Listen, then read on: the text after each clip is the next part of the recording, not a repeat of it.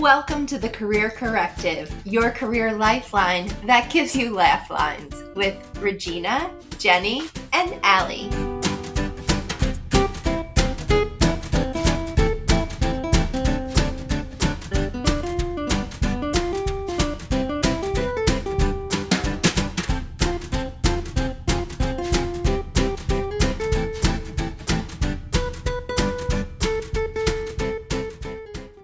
Take a journey with us through self-sabotage so we can help you not do it anymore.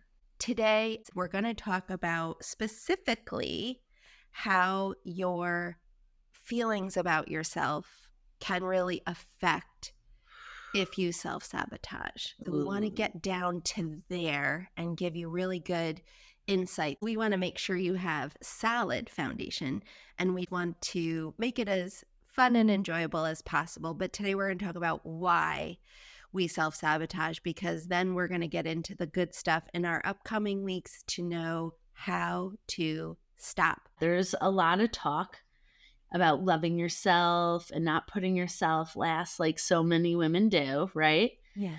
Why is it important for our listeners during the self-sabotage process? Why is that? Great question. You're always asking the great questions. Oh my goodness, thank you. Long story short, it's the root. If we can get a clear understanding as to why we are self-sabotaging, then that's the beginning.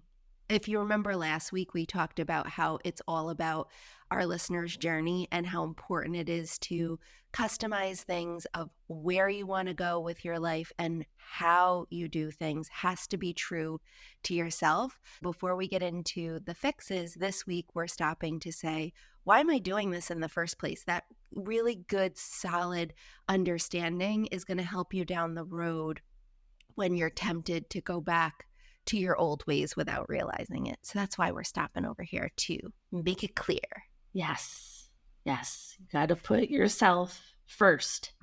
Yes, you got to put yourself first, and you have to make sure you do what you need to do. We're going to give you actionable steps to really make some traction. Boom. You know it. I love that. Same. Right? Yeah. But before we dive into the good stuff, we have to talk about our distractions of the week. Usually it's recipes, but this week there's a few things that are making, as I mentioned, Jenny has a really hilarious sense of humor, and I wanted to talk about a few things that we're obsessed with right now that are making us laugh so hard. Some of them are decades old, some of them are relatively new. It doesn't matter. We just do us. We bring the old stuff back. You do. It's fun. We're doing it.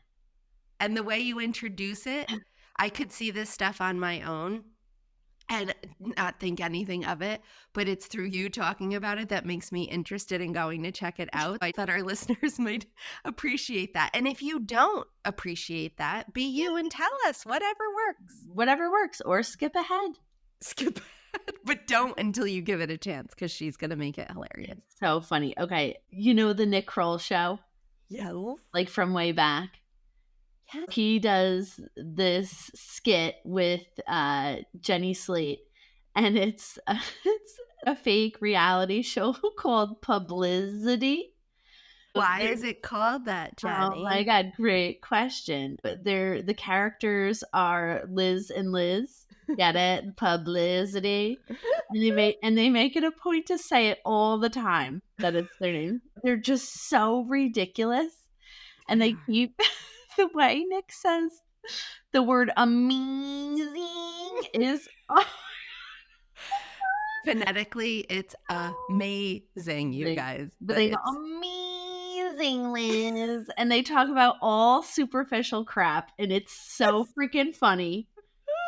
Oh my God. And they're so jealous of each other. It's great. It's so great. What about the one where he gets bangs as Liz? Haircut bangs. My bangs. I just love the way he talks. There's a line in there that I will never forget. Nick Kroll, as Liz says, "You're being jealous of the risk taking that I've done by getting my bangs."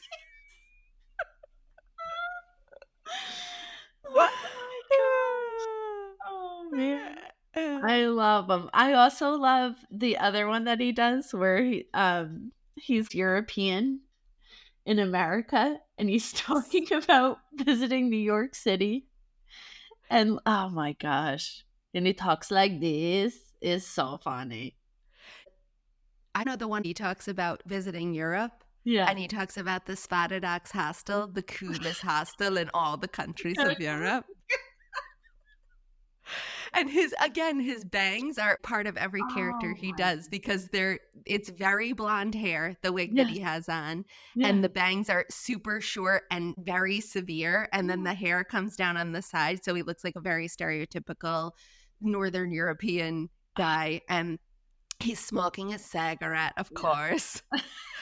And then the best line. Wait, what'd you say? Do something cool, like go Yeah. outside and like smoke a chocolate cigarette and then like have a bowl of heavy whipped cream for dessert. And then his measurement of time, then we go to work for like 1/2 hour and 2 half hour. You say an hour. And then we have 2 to 3 bottle of red wine and we don't get heavy because of something to do with olive oil. We could watch him all day long. So But the funny. Liz and Liz, I think he looks really good with a blonde wig. Like works so well for him. Hashtag hair goals. For real. Oh my god. As you were saying before that the Liz and Liz are talking about everything superficial and Oh, they'll do these extreme camera cuts where it's the reaction and then or cut away to the other person.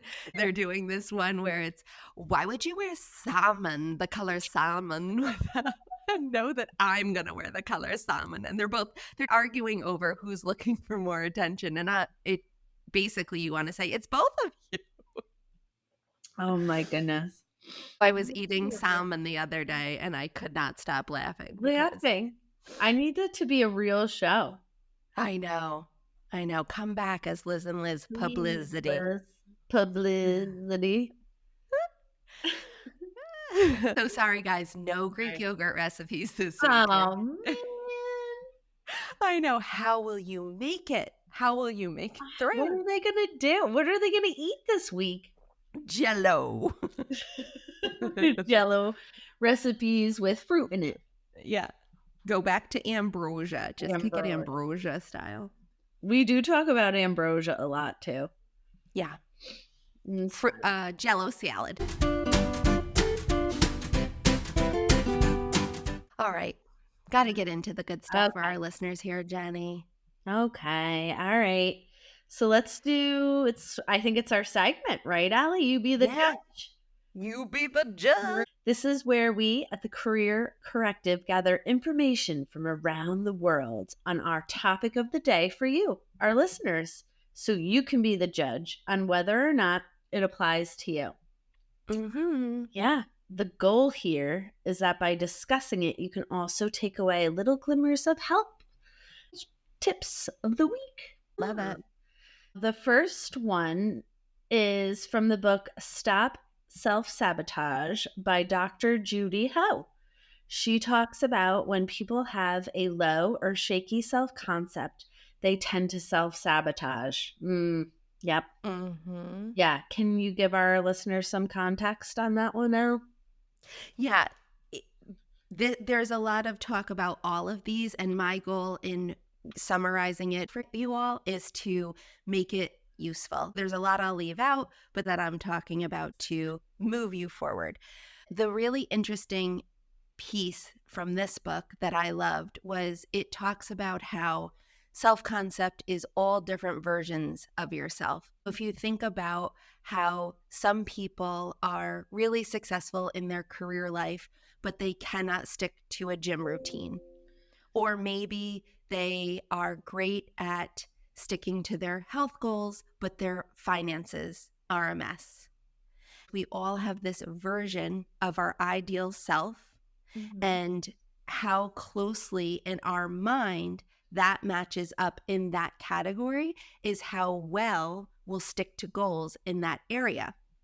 This is a really big point of frustration for people, in my mind, just banging their head against the wall of why they fall off their goals in certain areas. And that's why. We'll talk about this later in episodes, but we're going to help you with gaining a better sense or an improved sense of self-concept in those areas, steps and tools to do that, because you'll in effect notice that you're going to self-sabotage less. Boom! Bam! Bam! Yeah. I think, I don't know, I think it can be like the fear, of the unknown that kind of scares people. Yeah, Wouldn't it? definitely. The fear of the unknown plays in there because our mind has a preference to solve problems with as little effort as possible. That sounds like we're lazy, but it's not really that. It's we're programmed that way. If we have to think about if you drive somewhere and you Yeah. go there all the time, Right. do you sometimes get there and think, I don't even remember driving here? Yeah, all the time. All the time. I'm rampant, running people over. If you see me on the road, Get away from me. Get away from me. You just see this haze over my eyes. It's very dangerous. my glaucoma glasses. It's official. I've become a Florida driver. I don't use my blinker. And I just, whatever lane I want to go in, I'm going. We're going to get some major hate from the Floridian driver. Sorry. But it's true. It's funny because every state wears it like a badge of honor. No, we have the worst driver.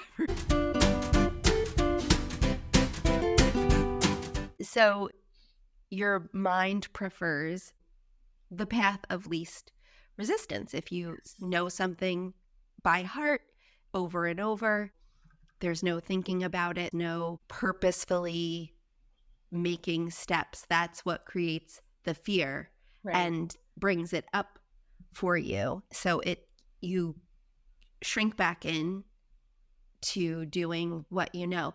Actually, there's that saying, the devil you know is better than the devil you don't. So when people hate their jobs, things like that. Another thing we're going to go over in future episodes is ways to make the unknown feel more appealing. We're not going to make it feel more comfortable because that's impossible, but it will end up not being as big of a deal to do things that are outside of your comfort zone, fear, or things that you don't know yet. Yeah, I think another way this manifests is having an excessive need for control.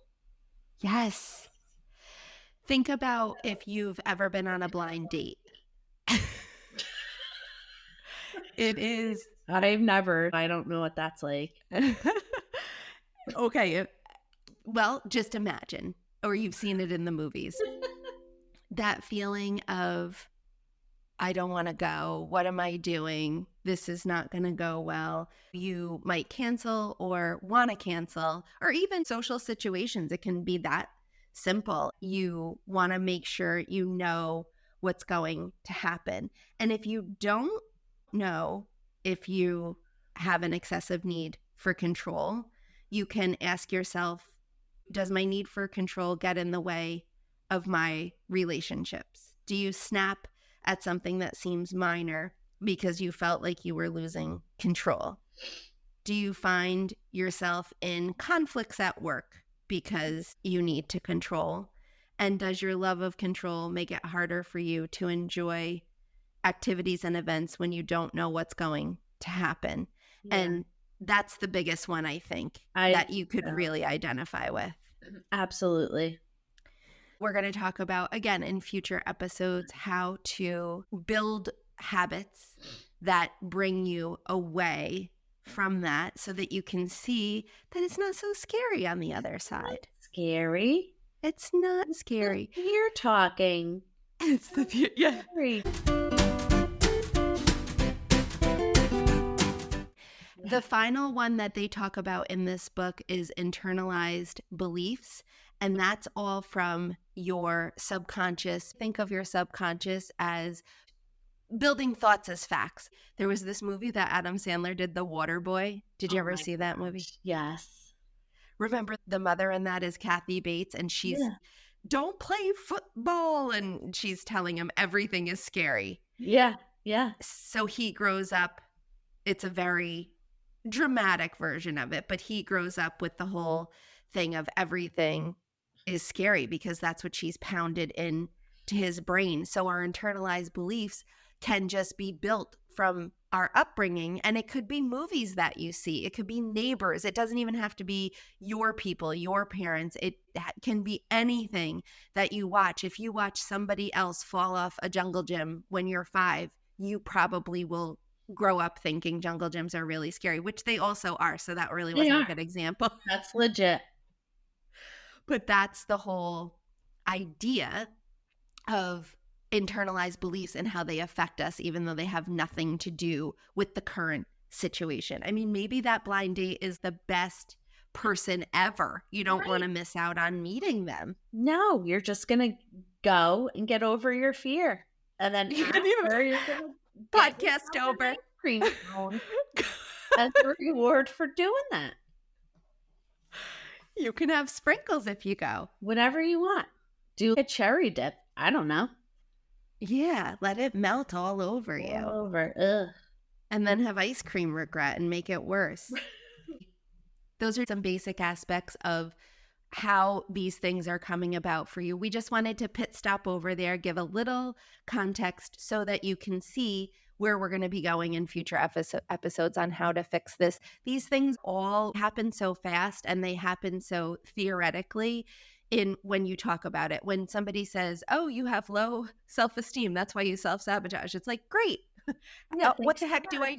I what do I do about that?" So that's why we wanted to make it clear where we're coming from for our anxious achievers. This plays out a lot for us. And the gifts that you have, I'm talking to you listeners, the gifts that you have, you're going to be the one who most second guesses yourself in a group.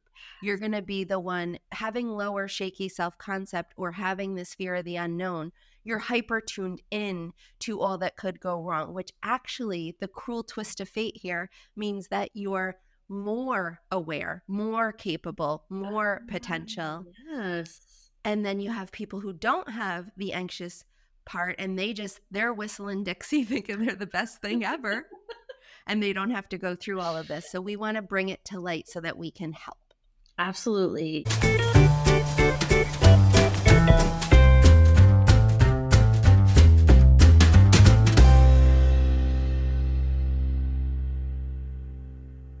We hope you're enjoying the conversation so far. If you want more on how to break the cycle of self-sabotage, go back and check out our full episode where we get into this topic even deeper called Rewiring Self-Sabotage, How to Break the Cycle. That'll be linked in the description below as well.